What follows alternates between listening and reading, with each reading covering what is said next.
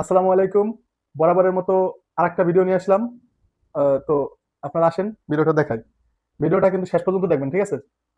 আমাদের এক office colleague ভাই গ্রাম থেকে আম আনছে। তো অনেকেই তো আপনারা কিনা আম খান, তারপরে বিভিন্ন ফরমালিন দিয়ে আম খান।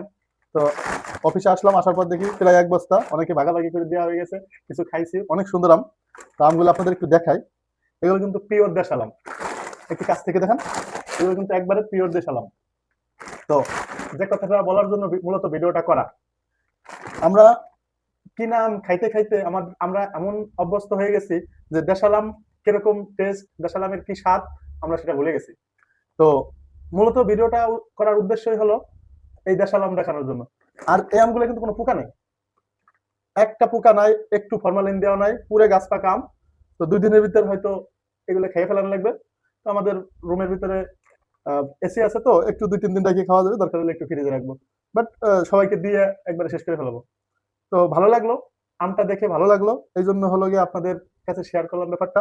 যারা যারা ভিডিওটা শেষ পর্যন্ত দেখছেন, আশা করি আপনাদের কাছে কেমন লাগছে আপনারা কমেন্টে জানাবেন।